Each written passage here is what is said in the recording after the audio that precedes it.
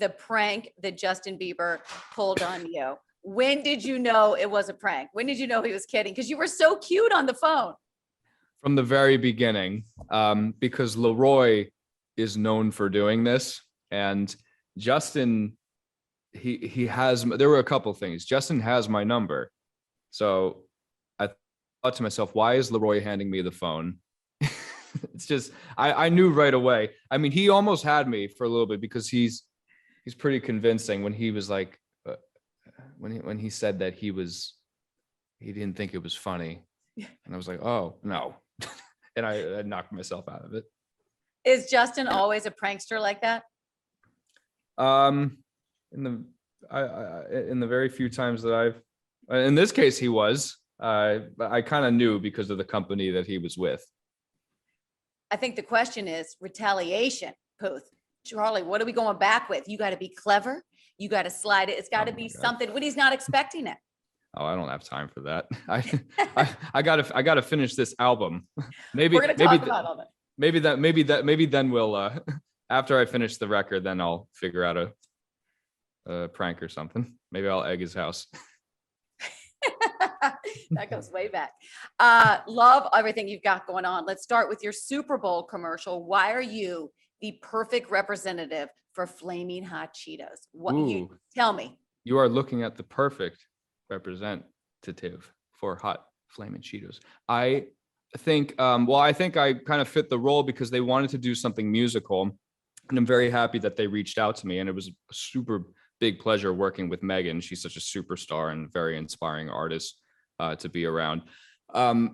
When they described the character that I would be playing, it'd be this beatboxing fox, this fox with musical attributes. I kind of just thought to myself, great, I don't have to, put on a voice or anything like that. I'll just be myself.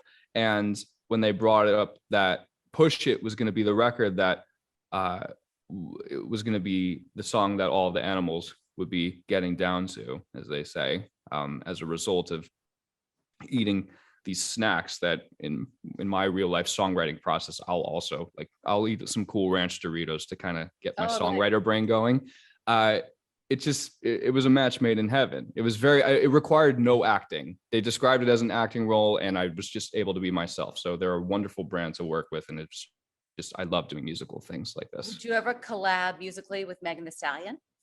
Oh, how fun would that be? Yeah, if she want to, I always pictured and kind of thought about what her voice would sound like on more R&B kind of things, mixed in with her usual style.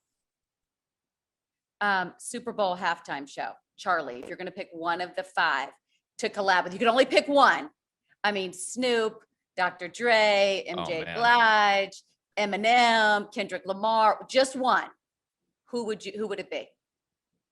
I know some inside information of who's another guest that's coming out. What? But give me initials. I'm not allowed to say, but I really, I love Dre. I love Dr. Dre musically. A lot of my production tactics are because of Dr. Dre, the loud snare drums that you hear in Light Switch. That's I feel like something Dre would do. And another thing I love that Dre does is the off hi-hats. Dre would normally you go, but Dre would go, which is a very West Coast thing to do, but something that's inspired me in my music a lot as well. I did it a lot in the Push It beatbox thing too. When I did you'll hear it in the commercial, but when the hi-hats in between, it all kind of, you're getting musical Charlie here. That's what you're zooming with. I really do. Charlie, there's my recording guy. Good. Sorry, went off there. Light Switch. Yeah. Incredible. The video, I was getting a little Olivia Newton-John, Let's Get Physical. Please tell me that was your inspiration. Or am I too old? Did I just No. It was definitely aesthetically. I kind of wanted people to look at the video and not identify it with any year in particular. I wanted it to be kind of enveloped in ambiguity. But it was definitely, and the Call on Me music video, there were a lot of gentle nudges to a lot of classic music videos of the time. I just wanted the music video to be more like a movie that people had to follow along and figure out all the Easter eggs, and they watch it 5 times and they figure out why I did certain things at certain points of the video. Tell me about including TikTok on this journey and letting your fans kind of come around as you created Light Switch. What did that do for you? I was very thankful in discovering TikTok at the very beginning of lockdown because I am so used to getting off stage after having performed for thousands of people and going to my little studio bus or my laptop and making a beat and just being so inspired from having been around so many people. I was alone, especially when I made this album. I had to kind of go into the depths of my brain and just relive memories and be re-inspired. And I turned to TikTok for virtual inspiration. Making a song live on TikTok for me is like performing for my fans. And I'm not like looking for feedback from them or songwriting tips, or maybe sometimes, but it's more just about, I just made this 5 minutes ago. What do you think of it? And getting real-time reactions. Do you think you'll do more of that in the future? I can't see myself putting out a record or putting out any piece of music any other way right now than this. It's very cool. It's a new way of doing things. It really is. I love on TikTok, you did the challenge of what celebrity you look like. Were you surprised to get Tom Holland? I don't know who I would have thought you would have gotten, but how is it Spider-Man? Well, you know, and I know Tom too, so you'd think that I'd know his face, but I kind of made that talk in a rush and thought it was Shawn Mendes for the first 2 days. And then I looked at it and everyone was like, oh, you kind of don't look like Tom Holland at all. I'm like, that's Shawn Mendes. Oh, wait, no, it's not. It's Tom. Do people say, how's it dating Zendaya? Do you just go with it? Or did you laugh about it with Tom? I describe it's very, very hard being Spider-Man. It's hard being the biggest actor in the world. I am such a good actor. That's why Frito-Lay wanted me part of this. The Fox. Yeah. Elton John. Mm-hmm. I cannot believe did you know him before? Tell me about making music with him, your friendship. I mean, for me, when I saw that, I was just so happy for you. I think, what a legend. Thank you. We found out an interesting little tidbit that we are next door neighbors, like 2 houses away. So I thought he was in Atlanta. He's Elton John. He has many homes. Exactly. Am I kidding? Have you got on the yacht yet? You got to go yachting with him. I haven't been yachting yet. That's I haven't had the yachting. But I found out when we were gonna get together to record the first song that we recorded actually set his album off. He wasn't planning on recording an album, and now he's out on tour performing his many hits along with some on this newest album.